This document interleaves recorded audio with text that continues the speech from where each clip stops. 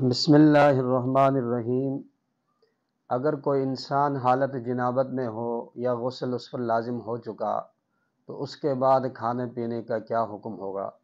خاص طور پہ رمضان المبارک کے اندر انسان کو یہ دقت پیش آتی ہے، شش و پنج میں رہ جاتا ہے، اب میں نے کیا کرنا ہے۔ عوام الناس کے درمیان یہ بھی مشہور ہے کہ حالت جنابت میں کھانا پینا یہ حرام ہے، بالکل حرام سمجھتے ہیں۔ تو اس کا جواب یہ ہے کہ حالت جنابت میں کچھ کھانا پینا کوئی حرام والی بات نہیں ہے۔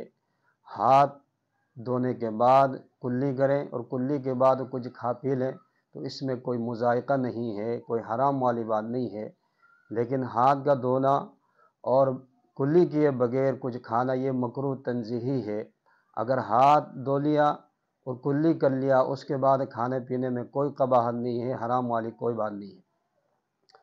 ایک دوسرا اہم مسئلہ، عمومی طور پہ بعض لوگوں کو یہ شک کی بیماری ہوتی ہے، وضو کرتے وقت یا غسل کرتے وقت وہ واش روم سے غسل خانے سے باہر ہی نہیں نکلتے، بار بار پانی بہائے جاتے ہیں، کیونکہ ان کو شبہ ہوتا ہے، کیونکہ غسل کے فرائض میں ایک فرض یہ بھی ہے کہ جسم کا ایک بال کے برابر بھی کوئی جگہ خشک نہ رہے، جس کی وجہ سے وہ بار بار پانی بہاتے رہتے ہیں۔ نہانے کے بعد پھر آتے ہیں، پھر ان کو شک ہوتا ہے یار کوئی چیز باقی تو نہیں رہ گئی، کوئی جسم کے حصے کا کوئی حصہ خشک رہ گیا ہو، وہ شک کی وجہ سے پھر جا کر واش روم میں پانی بہانے کی کوشش کرتے ہیں۔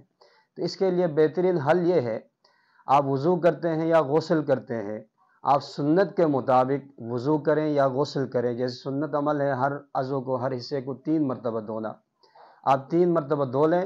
اس کے بعد جو شکوک و شبہات آپ کے دل و دماغ پر بار بار آتے رہتے ہیں اس کی طرف توجہ نہ دیں، وہ شیطانی خیالات سمجھیں اور آپ یہ تصور کر لیں کہ میں مکمل پاک ہو چکا ہوں۔ اسی طرح جب آہستہ آہستہ یہ عادت بنا لو گے تو اس سے آپ سے یہ بیماری بھی ختم ہو جائے گی۔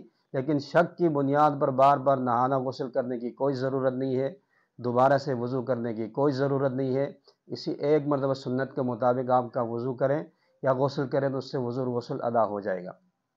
اللہ رب العزت کی ذات سے دعا ہے کہ اللہ رب العزت مجھ اور آپ کو سمجھ کر عمل کرنے کی توفیق عطا فرمائے۔